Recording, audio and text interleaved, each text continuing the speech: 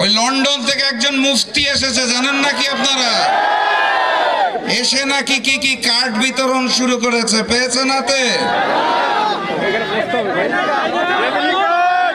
Card বিতরণের গল্প শুনে এই আগামী নির্বাচনে ভোট দেওয়া যাবে না।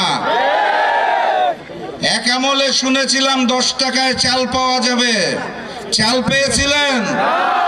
এই দফাতেও হাতে কোনো কার্ড এসে পৌঁছাবে না। কার্ড যদি পৌঁছায়ও, সেই কার্ড হাতে নেওয়ার জন্য কত টাকা আবার নতুন করে চাঁদা দিতে হবে সেইটা তো বলেন না। লন্ডন থেকে আসা মুফতি সাহেব নতুন নতুন স্বপ্ন দেখাচ্ছেন আমাদেরকে।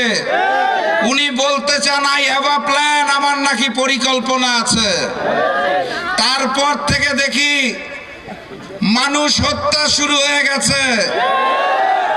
পরিবারের মা বোনদের সম্মান দিয়ে কার্ড দেওয়ার কথা বলে ওই নতুন জালেম বিএনপি বাংলাদেশের বিভিন্ন জায়গায় আমার মা এবং বোনদের গায়ে হাত দিচ্ছে।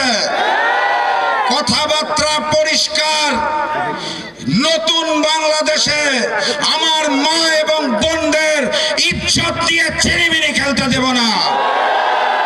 সংগ্রামী সাথী এবং বন্ধুগণ, আপনাদের এই অঞ্চলে একজন প্রার্থী আছেন, নাম করা প্রার্থী, বর্ষিয়ান নেতা মির্জা ফখরুল ইসলাম আলমগীর।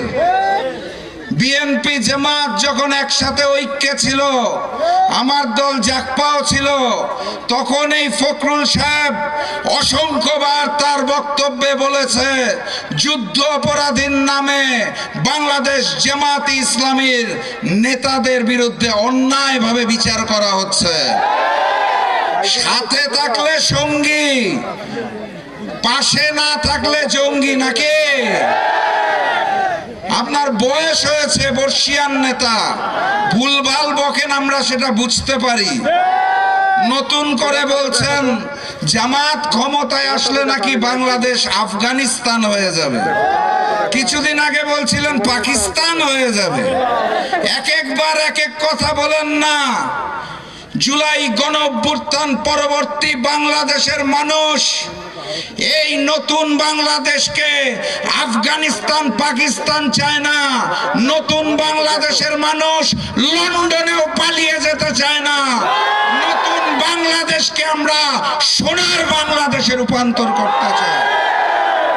ফখরুল সাহেবকে বিনয়ের সাথে বলতে চাই, আল্লাহর ওয়াস্তে সংলগ্ন কথাবার্তা বলুন। কার সম্পর্কে বলছেন, কিভাবে বলছেন, বুঝে শুনে বলুন। আমি বলি না, দুষ্টু মানুষেরা বলে। পর্যাপ্ত বয়স হওয়ার পরেও ফখরুল সাহেব নাকি মুক্তিযুদ্ধে অংশগ্রহণ করে নাই। দুষ্টু লোকেরা এও বলে ফখরুল সাহেবের পিতা নাকি ওই সময়ের বিখ্যাত রাজাকার ছিলেন। কার মুখে কি শুনি? কি বুকে বাংলাদেশ আর হাতে বিদেশি? এই যে হোয়াইট প্লাস প্রো সেনসিটিভ স্কয়ারের